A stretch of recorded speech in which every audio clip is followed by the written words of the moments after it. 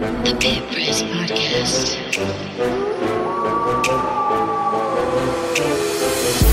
Get a chance to see Urlacher, the linebacker, who they say has the potential to be the best defensive player they've ever had in New Mexico. Looking down the middle, throwing into coverage, and it's picked off by New Mexico.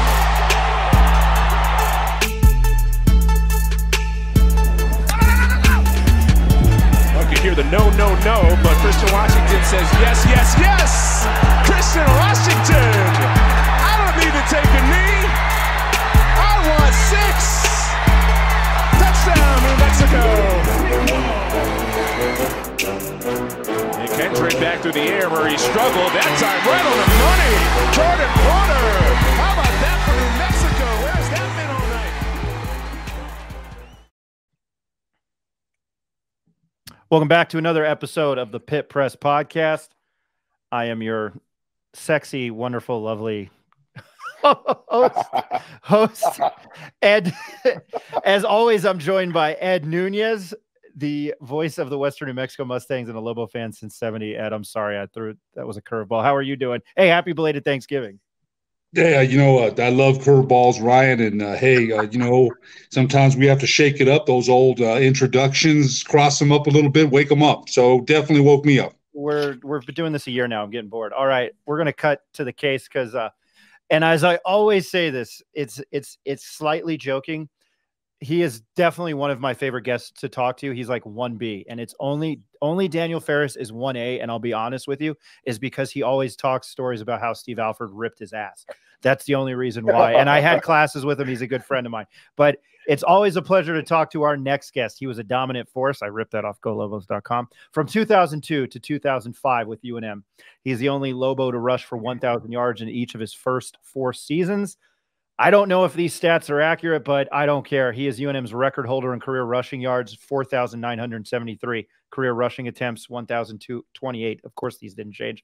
Career touchdowns, 51, and he still holds the single season record for most touchdowns. I believe it's 19. What was it? 1 receiving and then 18 rushing.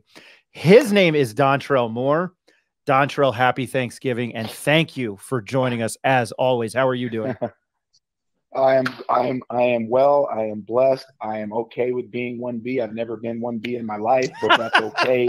We are here and we are rocking and rolling. I mean that with no disrespect at all. It's none whatsoever. Perfect. I unfortunately am the girl that you decided to take on second instead of first, yep. And that's okay. And so we're all good. I appreciate it. I will respectfully correct something. Of course. I had 21 total touchdowns.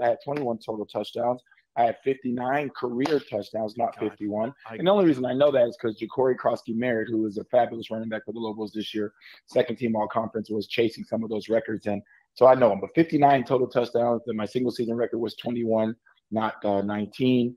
And that was it. I think the last time we had you on, I did that, and I got this from golobos.com, so I'm going to blame them. I'm not going to take responsibility for that. Hey, smart man. Yeah, no, I plead the fifth on that. I blame UNM for that. And I'm sorry that I broke this news to you yesterday because I felt like you probably should have known from somebody else and not a random like me. Even though we're peers in the media now. Hey, congrats on being named to the Mountain West Conference 25th anniversary team. It was Ryan Cook, Carlos Wiggins, John Sullivan, and then obviously Brian Urlacher. Congrats on that. What is that? I mean, you within the last year or two, you've been put in the Ring of Honor at UNM. You get this accolade. What does that mean to you? Yeah, man, it's interesting to kind of look back full circle now, having been there. Gosh, I don't want to, date myself, but it's crazy. It's been 15 years, guys, 18 years to be exact, since I played my last college football game. And to now think about all these years later and what it all meant. And you see now that even all these years later, you did something that was special. You and your teammates, myself and my teammates got together, and we wanted to create something special for the University of New Mexico, and it was a special time. And I think that's more what I remember, what I reflect on, Ryan and Ed, is just that it was a special time for Lobo football, and it culminated in a lot of wins, a lot of success, and me being on the 25th anniversary team, which means that that what we did during that time has stood the test of time, and it means the absolute world to me. That along with going in the Ring of Honor, the Hall of Honor, and now this, all within the last 3 or 4 years, has been pretty spectacular, to say the least. I ran into you on the field at Boise State, and I don't often.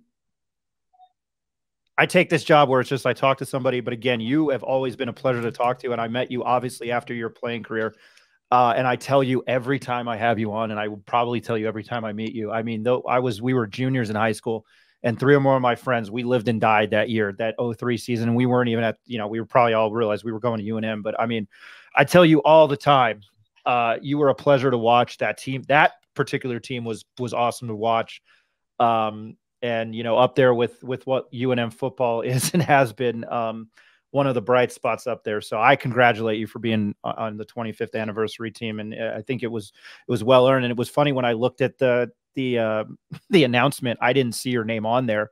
And they were like, "Hey, you missed DonTrell." And I was like, when I reposted it, and I was like, holy, like I didn't see it. And I thought about it after the fact. I was like, yeah, how did I not see that? And I thought, how would you have not been on that team? So again, just congratulations. Yeah. So somebody that this season offensively, UNM, we hadn't talked to you since, I think July. But he goes by Bill or Little Bill. And I prefer to call him, I wish he had the name JC, run JCM, but Ja'Cory Krosky-Merritt and the season he had, not just for UNM football, but for maybe in the conference and maybe something that, on the West Coast, maybe many people didn't see. Can you speak to what type of season he had, and were you sweating the touchdown record there for a little bit? First of all, Ja'Cory Krosky-Merritt, we started calling him Big Bill, not Little Bill. He was just an absolute force. Obviously, his nickname is Little Bill, and got that from, growing up, the Cosby cartoon show that they started calling him. But the transfer in from UAB just had a spectacular season, and I, for one, had a first-hand seat to every single game, every single touchdown, every single yard. Obviously, broadcasting the game, and it was just a joy to watch. He would always, Coach Ridenhour would always tell me that he'd come up, on the airplane, and he'd say, "Coach, DonTrell's on the airplane with us." It was just crazy to see that he was, just in awe of me, and obviously respected the things that I had done at that school. So to watch him run, and every day I'd tell him on the field, right before the game, run hard, have fun today, run hard, right? Be you today. And so just a spectacular season. A couple of people had asked me when he was in Chase, he needed 4 touchdowns in the last game to break my record. So, I was pretty safe in that regard, but I was pulling for him. I remember after the Fresno game when he got it to 16, and I was interviewing Coach Gonzalez after the game, and he said, "Hey, we're coming for you." And I said, "Hey, I'm pulling for you." So I said this at the start of the year when he got close. I said, if Ja'Cory Krosky-Merritt beats my record, then that means the Lobos are doing what? They're winning, and I'm all for that. So I never had any issues with it. I, respectfully and humbly have, between 16 and 20 records that are still intact. So if one of them went down this season, I'd be okay with that. And it couldn't happen to a better guy. I remember when Casey Carrier broke one of my single season records, and I just supported him, and we did an interview and we did a thing because it's just awesome. Records are meant to be broken. I never would have thought in a million years, 15 years later, 18 years later, that most of them, 95% of them, would still be intact. So again, George, ended the season with 1,100 yards. He was a second-team all-conference performer, which is crazy to me that he wasn't first-team all-conference, but it just shows you how well, I think Ashton Genty, is the Boise running back, and then the San Jose running back got first-place honors. But yeah, just a joy to watch, and hopefully he sticks around. Obviously, with the change at coaching, we'll see what happens.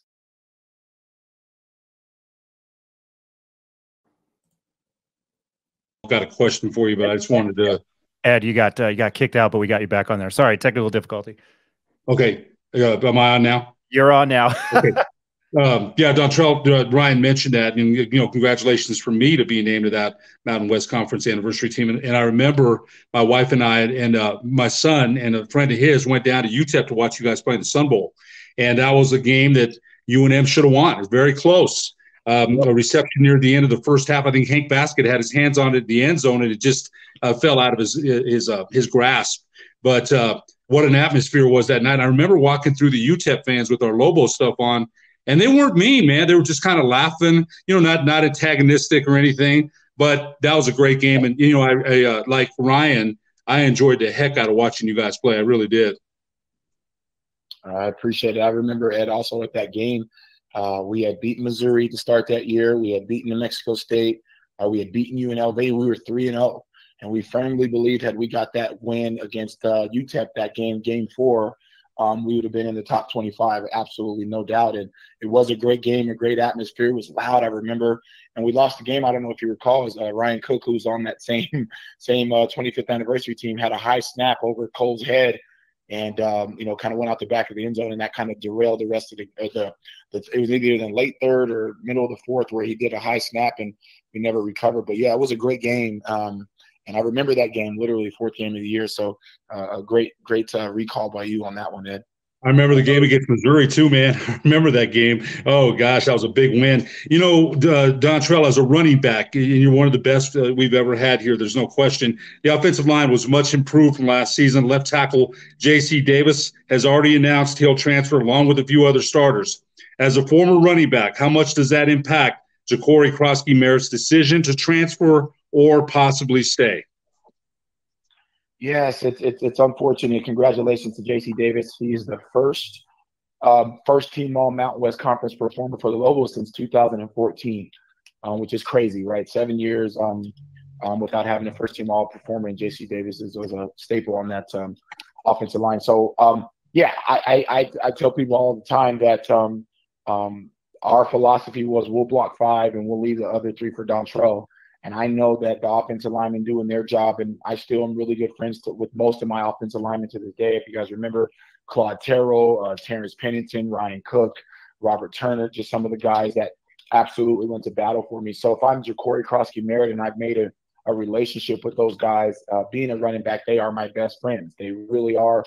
My fullback was my best friend. So all the guys who paved the way for me to make it possible, absolutely. So to answer your second part of the question, Ed, I don't know. I know initially talking to him after the game, he said he was staying here and he wasn't going anywhere, and that was more predicated upon Coach Gonzalez, I think, being around. But now, obviously, with Coach Gonzalez being gone and, people have already entered the portal, I'll be honest, I don't think he'll stay. I don't know for sure, but I think it'd be very difficult to stick around with, the person that, took a chance on you, gave you an opportunity. But we'll see. We will see. But it does play a part. I think it does. He'll kind of take a look at, not from a standpoint of can the offensive line be good or not, but, my buddies are leaving, my friends are leaving, and things of that nature. So we'll see. We'll absolutely see. It's a crazy time right now for Lobo football and just kind of everything that has transpired recently since Saturday. So we'll see what happens.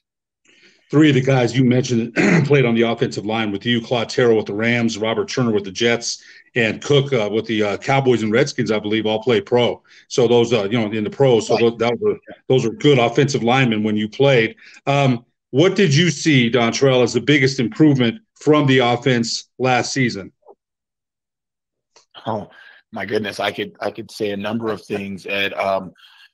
And it's not taking shots or whatever. They were literally 133 of 133 teams 2 years in a row with the offense. And then they made the biggest turnaround statistically with Coach Vincent, who is the offensive coordinator.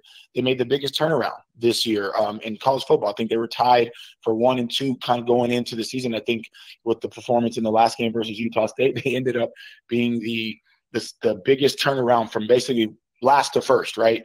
And to me, it was a couple of things. It was Dylan Hopkins being able to be accurate, making throws. It was Devin Dampier, the freshman who I hope sticks around, being able to be versatile, create imbalances for the defense, keeping them on their heels. And it was the offensive line. They literally figured it out. They got better. They were cohesive. They were a confident group. And I think that was kind of what it was. I think it was just a combination of getting the right coordinator with the right mentality, an aggressive mentality. And it was, the offensive lineman giving Dylan Hopkins time. I mean, there was multiple receivers, Jeremiah Hickson, DJ Washington, Medford, who had big plays. But I think none of that happens without the offensive linemen kind of doing their thing, and the combination with Coach Vincent being aggressive. Then it worked out. So, and obviously you throw Ja'Cory Crosky-Merritt in there. We've talked about him, but they just had weapons, and then they made the most of those weapons, and it all kind of came together. And it's just unfortunate that the defense, took a step back from last year. I think they were 40th, between 40th and 50th overall team defense, and this year they were, near the bottom. And I think that was kind of the demise of things. And I was like, my goodness, if we could have just got those two things together, we have a conference championship type team. I'm not just saying that, where the offense was explosive and the defense was holding people last year,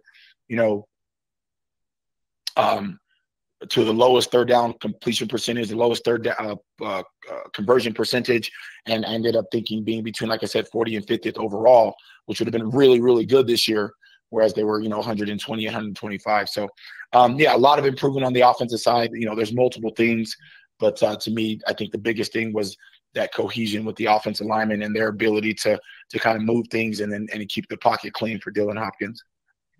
DonTrell, you mentioned the defense, and this is a question about the defense. How much of a loss was defensive coordinator Rocky Long, linebacker Cody Moon, safety A.J. Hosley, Jarek Reed went to the pros, linebacker Deion Hunter? And how much of that impacted? It's probably a softball question, but it did impact the defense. What was your opinion of those losses to the defense?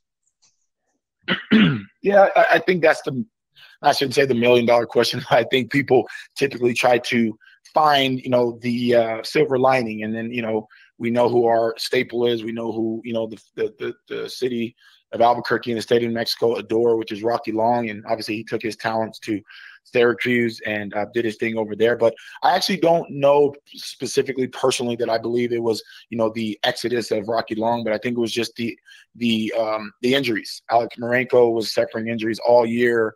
Tavian Combs, who was an all-conference performer before the ACL, was out and could never get it. And then you had, Jeremiah Lewis and Zach Morris, and had a lot of youth in the secondary. And in a Coach Gonzalez defense, you have to have a stud at safety, you have to have a stud at linebacker, and then you have to have a stud on the defensive line, one at every level. And I don't feel like they felt like they had that stud that could create, like Hunter did off the edge from the defensive line, weren't really getting pressure without blitzing. And then if you're blitzing to get pressure, now you're asking your young secondary to guard one-on-one, and it was just difficult at times to do so. So personally, obviously call myself a novice from the defensive side of ball.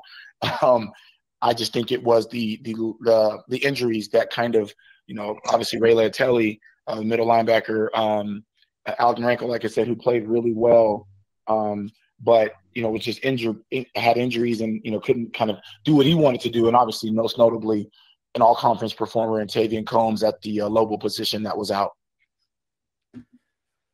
I think one of the biggest things that you mentioned a lot of it, but I think one of the big things that killed this season, and maybe we're not looking at a 4-8 record, we might be looking at a 6-6 record, maybe a 7-5 record, is the penalties. Have you ever seen and aside from the Seahawks and Cowboys game last night, holy moly, 252, I think, total penalty yards. But had you ever seen a team struggle with penalties like that? And what do you think the main reason was why they struggled like that? I mean, I think toward the middle of the season, it was like, let's see if we can break the all-time record. No, I'm just joking. I'll be honest, I had not seen, and it was, at inopportunistic times, it seemed to rear its ugly head. And it was incredible. And, people say lack of discipline and I don't know.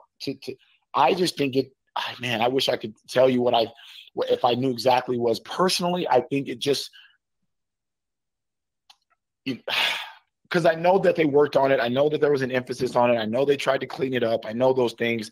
I just think it was one of those teams that had, unfortunately, the right blend, right, of people who just kind of, maybe extra aggressive on deep balls. And I know there was a lot of pass interference calls, a lot. I mean, where it was 50-50, where you just, Noah Pola Gates early in the year was just, he'd be right where he needs to be, and then he would kind of put his hand in there, and they'd call pass interference, and there's just kind of some weird mistakes at the most weirdest time. So that was definitely a reason. And I'll add to this, Ryan and Ed, that I think the Lobos were 3 or 4 plays away from being six wins and having bowl eligible. The New Mexico State, the 70-yard slant pattern, to start that it was a huge play in the game, never recovered, and that was just a blown coverage, right? And then Utah State, 4th and inches, they get the first down, the game's over. That's 6 wins, and now we're still here talking about a bowl game, and Coach Gonzalez getting another year. So, for the doom and gloom that people may think of as a Lobo season, I don't feel like it was that at all. I think they were 2 or 3 plays easy away from being 6 wins. And if you count the San Jose State game where they were up 17-14 at halftime, and something happened in the locker room, I don't know, and the game got incredibly away from them, that's 7 wins. So I could probably go through some other games where I'm like, okay, they were, even the Wyoming game, who was a really good team, they were 2 plays away, literally 2 plays, a first down and a third down stop away from beating Wyoming and Laramie. You know what I mean? So it's incredible to kind of think about how the season kind of transpired. But, to your point, the penalties were an absolute travesty of an issue. And then I go to the UNLV game where you think about the punt returns and the special teams that ended up, getting Coach Christian, fired or whatever from the special team standpoint. But just multiple games this year where you're like, wow, they were in a lot of games. And so special teams and also penalties ended up being a bad kind of scenario for the Lobos, and ultimately, ended with the season being 4-8 instead of maybe, like you said, 7-5 or 6-6 or who knows. Obviously, last, not how you want to spend your holiday weekend is losing your job. We had Coach Gonzalez on the show. He was absolutely transparent with us. He was a pleasure to talk to.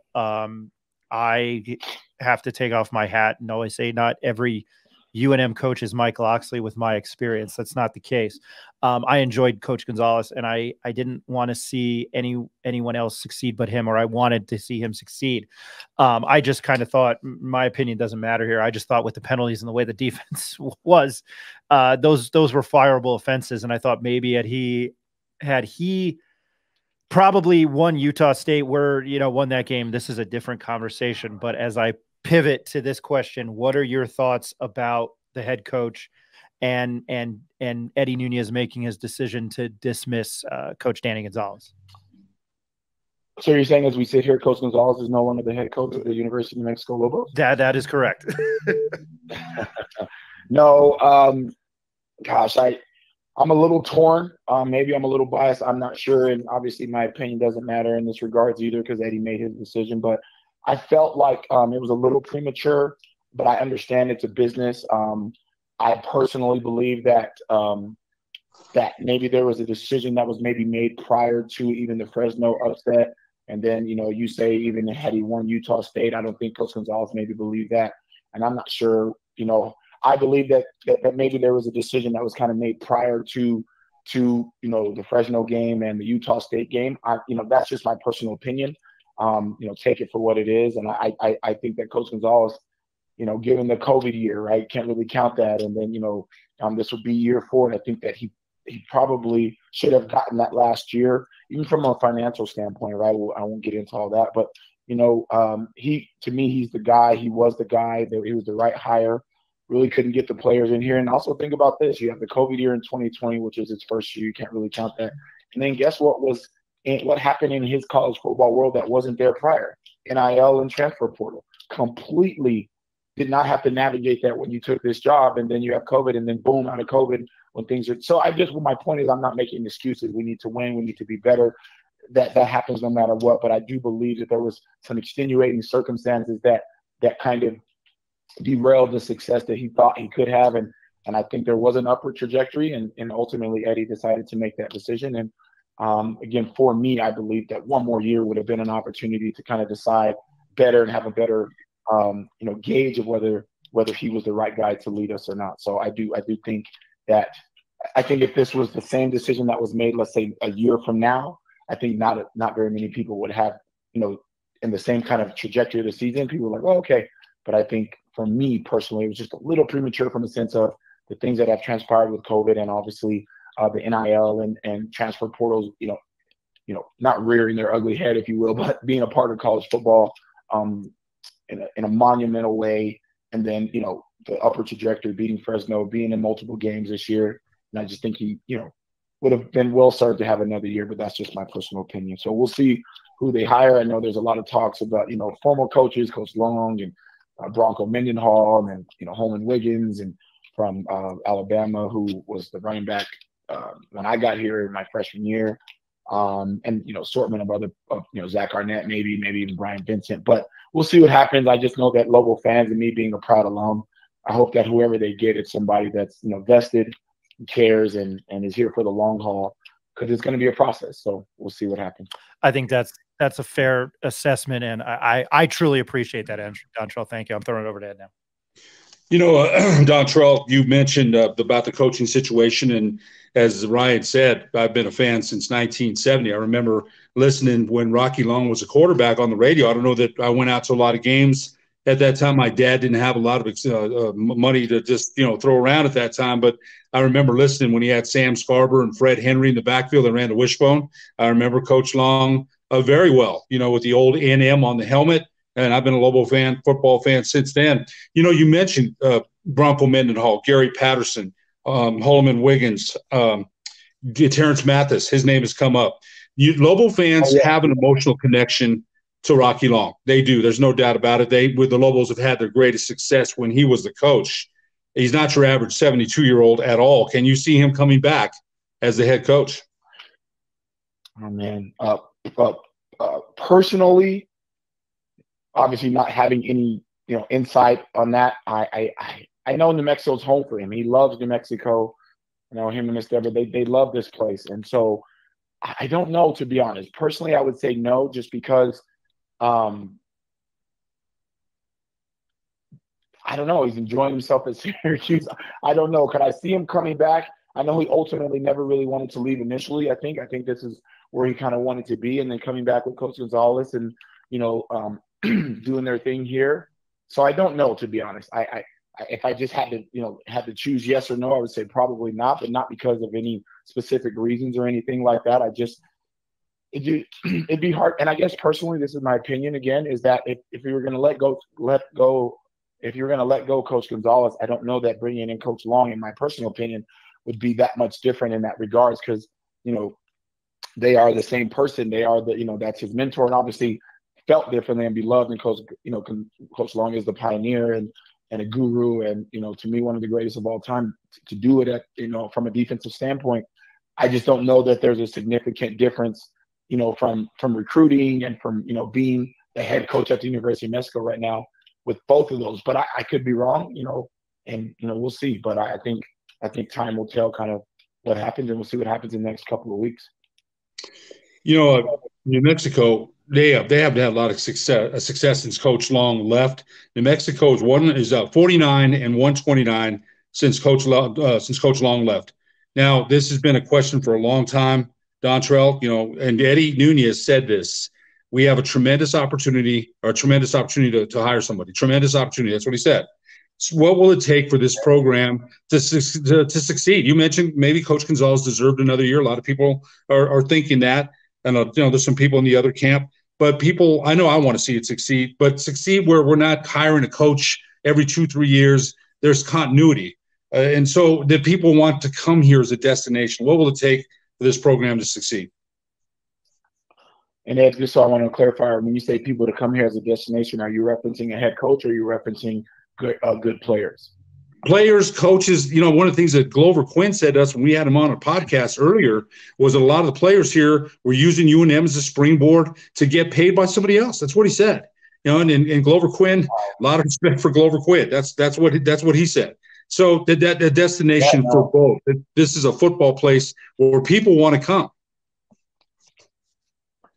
Yeah, no, and I don't even know that Glover's. It's crazy that I would agree with Glover, but it's just the landscape of football right now, right? Like, I'm going to come here, have a good year, and then hopefully a Power 5 school or a Group of 5 school that's bigger than mine offers me money, and I leave, and it's sad to say, but that is the landscape of college football, and it's hard. So it's a kind of a broad question, if you will, Ed. And I've been asked this question multiple times over the years. And I more have been asked it before NIL, before the transfer portal, and how do the Lobos get it turned around? And it's getting the right coach in the right position. And I thought that was Gonzalez, somebody who ingratiated themselves with the community, who cared ultimately about New Mexico and was not trying to make it, you know, a stepping stone or a step forward for another coaching job. And that was the guy we had. So I think that was one of the things. And then the other thing is just figuring out a way to get players. And now with this NIL stuff, that's ultimately what it is. And I think the destination to make this more sexy, if you will, as Ryan called himself sexy on the open of this thing. Don't think I forgot about that. Oh, but, no. Far from sexy, too. I know I won't, DonTrell. I won't forget it. I won't. No doubt. What an open, right? Yeah. And so I think it's going to be, we're going to have to figure out a way to get 4 or 5 guys, you know, booster guys, people with money that are willing to kind of invest back into the program to be able to get multiple players. I think that's what it's going to be. And then guys who are vested here who want to come make, you know, I hate to keep going back to it. I go back to Cole McCamey and DonTrell Moore and Ryan Cook and Hank Baskett and players from the state of New Mexico. You know, like myself, I had offers all over the country and decided to stay close to home. To figuring out a way to get one of those,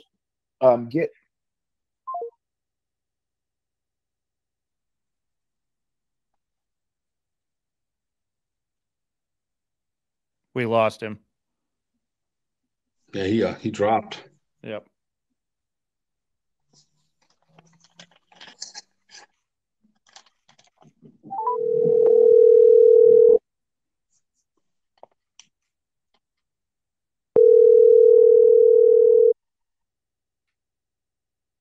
Ryan.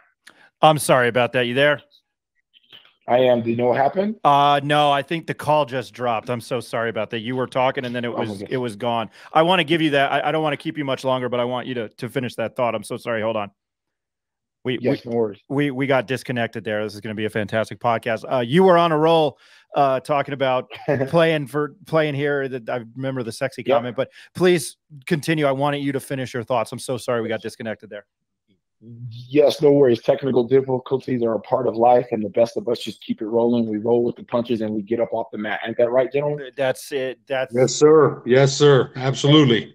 Don't get me started on my fear of flying with technical difficulties, as Ed knows. But go ahead. That's a completely different set of circumstances. Yes, it is. I feel you. So. Yes, it is. Anyway, DonTrell, I'm so sorry about that. Yeah. No worries. And I think just what I was saying before, things kind of got disconnected was there that how do we get things appealing again? How do we get things where New Mexico, the University of New Mexico is a destination place where kids want to come and play and coaches want to come and coach?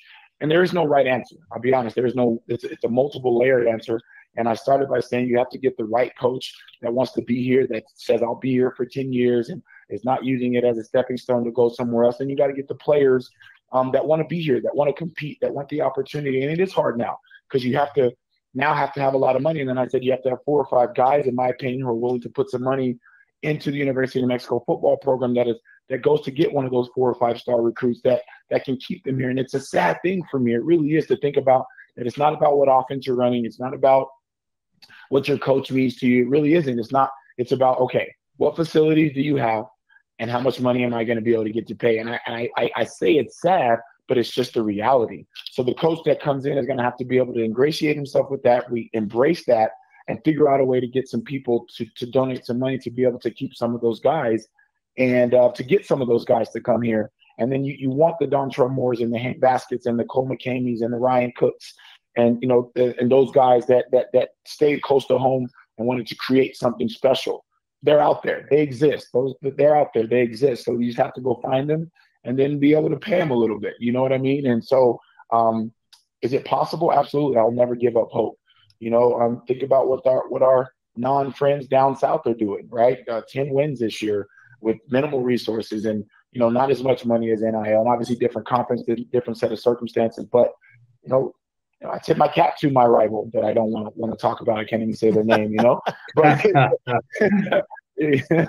so, all these years later, right, I still have this, respectful disdain for that school, and that's the way it should always be because I'm a proud Lobo. So I know I'm rambling a little bit, gentlemen, but the reality is it's a layered answer, and it's a multiple layered answer, and I gave my 2 or 3 ways to kind of get things turned around here, and I have to be optimistic and until I no longer have breath in my lungs, that the Lobos will get it figured out, and I will remain optimistic. I think it's a good answer. And I think very, very quickly what they have done, what the team and school have done down south. Do you think, and as we record this, they're playing in the CSU Conference USA Championship game, but do you think what Jerry Kill has done down there, that's healthy and very, very good for this rivalry, even from a football standpoint? Absolutely. If both schools in the state of New Mexico are flourishing and doing well, then it absolutely, Coach Kill, I don't know if he'll step away after this year, but he's done an amazing job down there. I know he had mentioned it, that this might be the end of it, but just, I think it's very healthy. Do I want to see them succeed? Yes, except for when they're playing us, I guess. I don't even know if no, that's not true. I want to see them go 0-10, I'll be honest. But the reality is, the reality is I respect what they're doing, and you have to, because they're figuring it out with minimal resources, with minimal NIL, and they've figured it out. So to answer your question, Ryan, yes, I do feel that them being successful adds to this rivalry only if the Lobos can figure out that same way and get on the same path of success. And I do feel like they have headed that way, and they've shown some improvement, and we're heading in the right direction. But yes, ultimately, if they're a 7+ win team and we're a 7+ win team, the reality is we could have gone bowling and both been in the Mexico Bowl. How crazy would that be, right? Had we had a couple more wins. But if ands and buts were candy and nuts, we'd all have a Merry Christmas. So yeah, I think I think it's absolutely good for the rivalry that both teams are playing well and on the up and up. One more comment, Ryan, if I could. DonTrell, I think you make a great point there, because the New Mexico State football program was one of the worst in the nation. There's no doubt about it. So what Jerry Kill did there, and I said this on a podcast a couple of weeks ago, we say this in Spanish, a milagro, a miracle, what he's done to turn that around. And I think Eddie Nunez looks down there and he has to say, hey, they can do it. And that's why when he said we have a tremendous opportunity, I just keep holding those words to heart. Because it's hard to hire that guy, and you're going to say, well, we expect you to do what Jerry Kill did, but yet you do expect that. So I think it's good for the rivalry, and I'm like you. I grew up hating the Aggies since I was a kid, man. But yep, we have to give them their credit. I used to say to myself, hey, that's a win on the Lobos schedule every year. And the last 2 years, it hasn't been. And somebody pointed this out. Since Rocky left, it's been 7-7, and I didn't even know that, 7-7. And that used to be 2 wins. We win every season. Not anymore. He changed the culture down there. Coach Kill did. Who can change the culture here is my question. Who can change the culture? Man, I think of like a Bronco Mendenhall maybe, or maybe a Gary Patterson. For me, maybe a Curtis Looper, who was around, somebody who has some ties. I don't know there's an exact answer. I don't know. It's going to just have to be someone who believes in what they're doing and is wholeheartedly committed to that, and can navigate a little old school and new school. And I think that would be the guy who ultimately gets it turned around. So I think that Eddie did absolutely consider that. Like, what are they doing down there? Oh my goodness, right? Like, wow. And they were. I think 4 or 5 years ago, they almost lost their program. They literally were the laughingstock, if you will, or one of the worst programs in all of college football, and were almost going under. And here they are now, 10 wins, and in a bowl game, in a conference championship. So I know that absolutely goes into the decision of what Eddie was thinking about, Eddie Nunez, that is, and his decision making that factored into it. And I'll end with this. I was 3-1 as a player against the Aggies, and it still hurts me to this day, that one loss. That's all. I'm not joking. Every year so that was literally 15, 20 years ago, and it still bothers me because of what you said. Is that was the expectation. The expectation was not only to beat them, but to dominate them. And we saw them as the poor sisters of the South. For us, that was our redheaded stepchild, and we were going to beat them like that. So to go 3-1, and they were really good teams. I actually, Jimmy Cottrell was a linebacker for them. So they were really good teams, and the rivalry was healthy, but we saw it as a rivalry and respected it, but we were the big brothers. And so now that things have kind of changed, it is interesting to see. But again, heads up, I tip our caps to Coach Kill and the Aggies in their season, and I have no doubt in my mind that the Lobos will figure it out, whomever comes in here, and I'm going to support support them wholeheartedly, and we'll see what happens. He is, you know what I forgot to mention, he's the color analyst for Rob Portnoy on Lobo Radio Network during UNM football games. I'm imagining, I don't know if you're coming back next year. I hope you do. I don't know the details of that. I am. Yeah, perfect. I'm happy to hear that. 59 career touchdowns and a single season touchdown record at 21.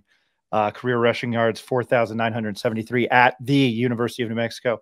His name is DonTrell Moore. DonTrell, we want to thank you for taking some time out of your week, your day. I know it's busy to join us here and talk about the coaching change, and then you being Ja'Cory Krosky-Merritt and you being added to the 25th anniversary team for the Mountain West, and congratulations on that. So to former UNM running back DonTrell Moore. DonTrell, thank you as always for joining us.